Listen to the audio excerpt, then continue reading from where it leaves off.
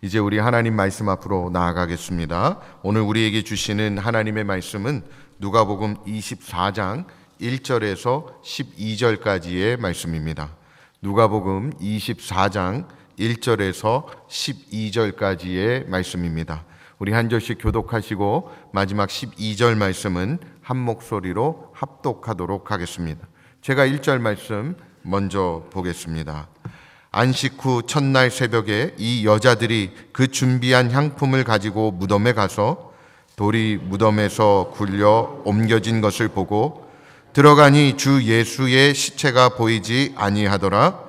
이로 인하여 근심할 때에 문득 찬란한 옷을 입은 두 사람이 곁에 섰는지라. 여자들이 두려워 얼굴을 땅에 대니 두 사람이 이르되 어찌하여 살아있는 자를 죽은 자 가운데서 찾느냐. 여기 계시지 않고 살아나셨느니라. 갈릴리에 계실 때에 너희에게 어떻게 말씀하셨는지를 기억하라. 이르시기를 인자가 죄인의 손에 넘겨져 십자가에 못 박히고 제3일에 다시 살아나야 하리라 하셨느니라 한데 그들이 예수의 말씀을 기억하고 무덤에서 돌아가 이 모든 것을 11 사도와 다른 모든 이에게 알리니 이 여자들은 막달라 마리아와 요한나와 야고보의 모친 마리아라. 또 그들과 함께한 다른 여자들도 이것을 사도들에게 알리니라. 사도들은 그들의 말이 허탄한 듯이 들려 믿지 아니하나 베드로는 일어나 무덤에 달려가서 구부려 들여다보니 세마포만 보이는지라. 그 된 일을 놀랍게 여기며 집으로 돌아가니라. 아멘. 저는 오늘 여러분들과 예수님이 다시 살아나셨습니다 라는 제목을 가지고 하나님의 말씀을 함께 나누려고 합니다. 사랑하는 성도 여러분, 부활의 기쁨이 가득한 이 아침, 여러분 모두에게 하나님의 은혜와 평강이 함께 하시기를 축복합니다. 다시 살아나신 예수님은 오늘도 우리와 함께 계시고 우리 가운데 함께 이 자리에 계시는 줄 믿습니다. 부활절은요, 단지 한 해의 기념일이 아니고요, 우리의 삶을 바꾸는 복음의 핵심인 줄 믿습니다. 부활절 아침에 한 작은 시골 교회에서 일어난 일입니다. 예배당 입구에 또 한쪽에 놓인 십자가 아래에는 교인들이 준비한 꽃다발들이 하나둘씩 놓여 있었습니다. 예배를 드리러 오는 사람들은요, 그 앞에 조용히 나가서 기도하거나 눈시울을 붉혔습니다. 예배를 드리러 오는 사람들, 그 중에 한 소녀가 어머니의 손을 잡고요, 교회에 들어서며 십자가 아래에 놓여 있는 꽃다발을 가만히 들여다봅니다. 그리고 엄마에게 묻습니다. 엄마, 왜 십자가 아래에 꽃을 두는 거예요? 어머니는 조용히 미소를 지으며 대답합니다. 예수님께서 이 십자가에서 죽으셨지만 다시 살아나셨기 때문이란다. 그래서 십자가는 더 이상 죽음이 아니라 생명의 자리가 된 것이야. 그 말을 들은 소녀는 고개를 끄덕이며 이렇게 말합니다. 그럼 예수님의 무덤은 지금 비어 있겠네요. 여러분, 그렇습니다. 우리 주님의 무덤은 비어 있는 줄 믿습니다. 예수님은 다시 살아나셨습니다. 오늘 누가복음 본문은요, 그 놀라운 아침, 그 부활의 첫 소식을 접한 사람들의 이야기를 우리에게 들려주고 있습니다. 고요한 무덤을 향해 걸어가던 여인들은요, 상상하지 못한 광경 그리고 말씀을 만나게 됩니다. 무덤은 열려 있었고요, 예수님의 시신은 보이지 않았습니다. 그리고 천사들의 음성이 들려옵니다. 어찌하여 살아있는 자를 죽은 자 가운데서 찾느냐. 이 말씀이 우리 오늘도 우리의 마음의 부활의 빛을 비추고 있는 줄 믿습니다. 오늘 주신 말씀 우리가 함께 살펴보면서 하나님 주시는 은혜를 함께 나누어 보기를 원합니다. 첫 번째는요, 예수님이 계시지 않는 그 무덤, 바로 비어 있음의 은혜에 대해서 나누겠습니다. 여인들은요, 이른 새벽에 사랑과 정성으로 준비한 향품을 들고 예수님의 무덤을 향해서 걸어갔습니다. 그들의 마음은 무거웠을 것이고요, 발걸음은 더디었을 것입니다. 며칠 전 주님이 십자가에서 숨을 거두시는 모습을 지켜보면서 그 받은 충격과 슬픔은 쉽게 가시지 않았을 것입니다. 그들에게 무덤은 마지막 인사 그리고 애도의 장소였을 것이고요. 또 사랑하는 주님의 흔적을 붙잡고 싶은 간절한 마음의 표현이었을 것입니다. 그러나 그들이 도착한 무덤은요, 그 어떤 위로보다도 더 큰 놀라움을 안겨주었습니다. 큰 돌이 굴려져 있었고요, 그 안에는 예수님의 시신이 보이지 않았습니다. 여인들은 당황했습니다. 누가 주님의 시신을 가져간 것은 아닐까? 무슨 일이 일어난 것일까? 그때 천사들이 나타나 전한 말씀이 바로 이것이었습니다. 어찌하여 살아있는 자를 죽은 자 가운데서 찾느냐? 여기 계시지 않고 살아나셨느니라. 이것은 바로 빈 무덤의 은혜인 것입니다. 세상의 모든 무덤은 죽음을 상징하죠. 그러나 예수님의 무덤은 예외였습니다. 그 무덤은 비어 있음으로 인해서 절망이 아닌 소망의 장소가 되었고요, 끝이 아니라 새로운 시작의 공간이 된 것입니다. 무덤에 시신이 없는 것이 비극이 아니었고요, 승리의 증거가 되는 것입니다. 혹시 오늘 우리의 삶 가운데도 빈 무덤처럼 느껴지는 자리가 있지는 않습니까? 내 힘을 다해서 지켜보았지만 끝나버린 것과 같은 관계, 애써 노력했지만 실패한 결과, 회복이 불가능한 것 같은 고통. 그러나 그 자리에 주님께서는 말씀하시는 것이죠. 여기 계시지 않다.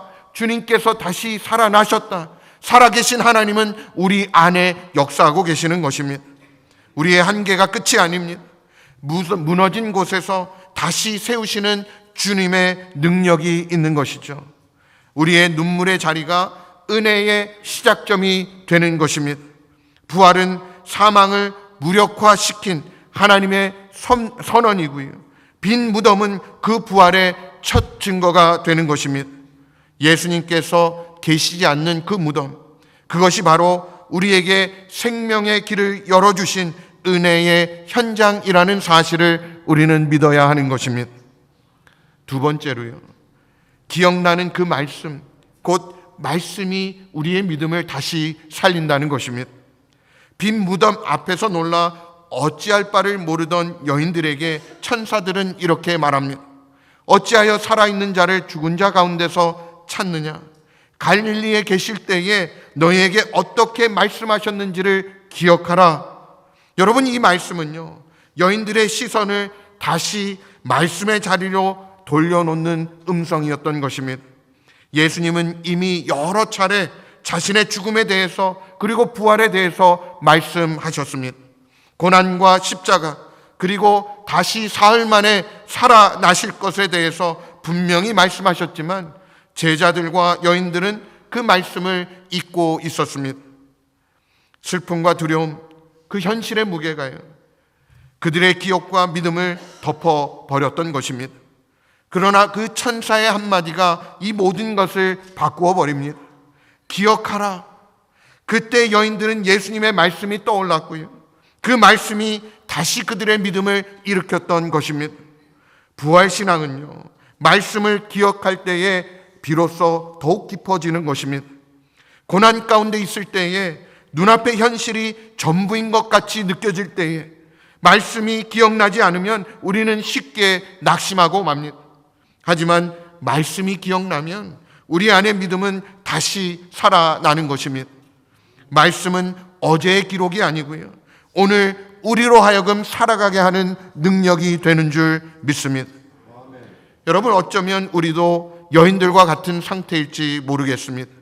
분명 예배 시간마다 말씀을 듣고요, 묵상하고 나눴던 말씀임에도 슬픔이 길어지고요, 문제가 무겁게 우리 삶 가운데 느껴지게 되면 그 말씀이 점점 흐릿해지는 것이죠. 그러나 오늘 부활절 아침에 주님은 다시 우리를 말씀 앞으로 초대하고 계십니다.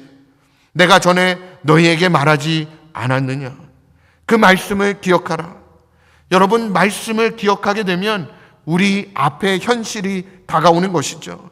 말씀을 기억하면 절망이 소망으로 바뀌는 줄 믿습니다. 말씀을 기억하면 죽음 앞에서도 나는 다시 살 것이다 라는 고백이 터져 나오게 되는 것입니다. 사랑하는 여러분, 이 부활절에 한 구절이라도 좋습니다. 주님의 말씀이 우리 마음 가운데 다시 살아나기를 간절히 축복합니다. 말씀은 단순한 기억이 아니라 우리의 믿음을 깨우는 그 은혜의 불씨인 줄 믿습니다. 오늘도 그 말씀으로 말미암아 다시 일어나는 우리 모두가 되어지기를 주님의 이름으로 축원드립니다. 마지막 세 번째로요, 전하지 않을 수 없는 기쁜 소식이 바로 부활입니다. 우리는 부활의 증인이 되어야 하는 것입니다. 예수님의 부활 소식을 가장 먼저 접한 여인들은요, 그 감격을 혼자 간직하지 않았습니다. 그들은 곧바로 제자들에게 달려가서 이 소식을 전했습니다. 물론 처음부터 그들이 전한 말을 모두가 믿은 것은 아니었습니다. 베드로조차도 그 말을 듣고는 직접 무덤으로 달려가 확인해야 했고요. 제자들 중에는 믿지 못해서 마음에 의심이 가득했던 사람들도 있었습니다. 그러나 중요한 것은요, 여인들이 믿음을 가지고 증거했다라는 것입니다.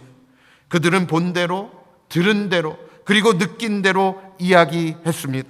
왜냐하면 그 소식은 너무나도 놀랍고 기쁜 소식이었기 때문입니다. 죽음에서 다시 살아나신 주님, 사망을 이기시고 생명의 주가 되신 예수님, 이 소식을 들었다면 우리는 결코 가만히 있을 수 없는 것입니다.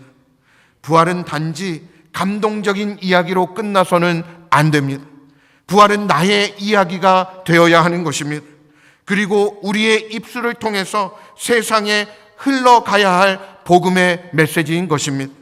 오늘 우리가 살아가는 이 세상은요, 여전히 두려움과 절망, 상실감으로 가득합니다. 뉴스마다, 사람들의 대화마다 불확실함, 그리고 불안이 가득합니다. 그러나 바로 이때 우리는 부활의 증인으로 부름받은 줄 믿습니다. 예수님이 살아나셨습니다. 죽음이 끝이 아닙니다. 새로운 시작이 있습니다. 이 소식, 이 세상이 기다리고 있다라는 것이죠. 여러분이 전하는 부활의 고백 한마디가 누군가의 삶에 다시 빛을 비출 수 있는 것이죠. 누군가에게는 그것이 새로운 생명의 시작이 될 수 있습니다.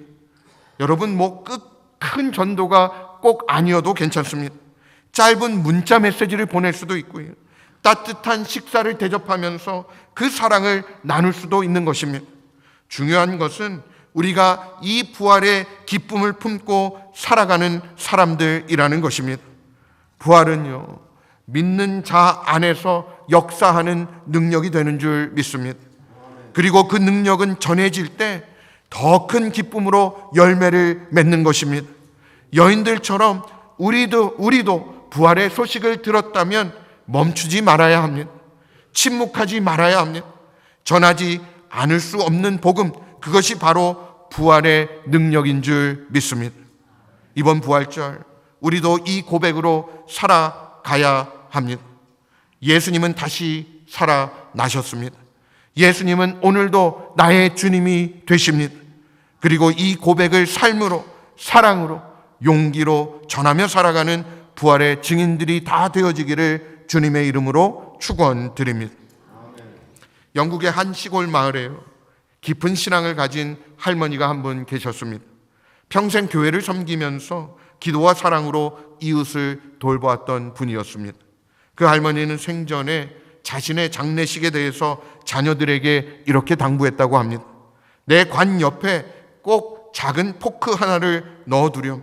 그리고 장례식에 오는 사람들에게 그 이유를 설명해 주겠니? 자녀들은 이상하게 생각했지만 어머니의 뜻대로 그 장례식을 준비했습니다. 장례식이 진행되자 많은 사람들이 물었습니다. 왜 포크가 관 옆에 있습니까? 그때 자녀들이 이렇게 대답합니다. 우리 어머니는 항상 교회에서 식사 후에 이런 말씀을 하셨습니다. 디저트가 제일 맛있죠. 포크는 들고 계세요. 더 좋은 것이 나올 테니까요. 어머니는 천국도 그런 곳이라고 생각하셨습니다. 이 땅에서의 삶이 끝이 아니라 더 좋은 영원한 생명이 기다리고 있다고요. 그래서 포크를 들고 가신 것입니다. 부활을 믿었기 때문입니다. 사랑하는 성도 여러분, 예수님은 다시 살아나셨습니다.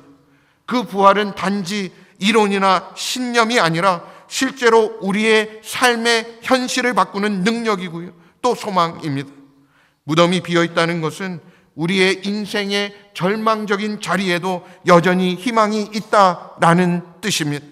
말씀이 기억된다는 것은 그 말씀이 다시 우리의 삶을 살려낸다는 증거입니다.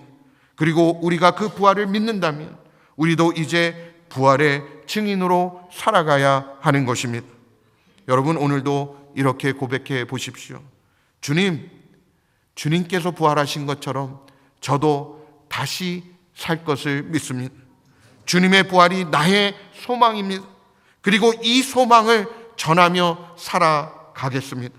이 고백이 우리의 하루, 아니 우리의 인생의 고백이 되기를 주 예수 그리스도의 이름으로 축원드립니다.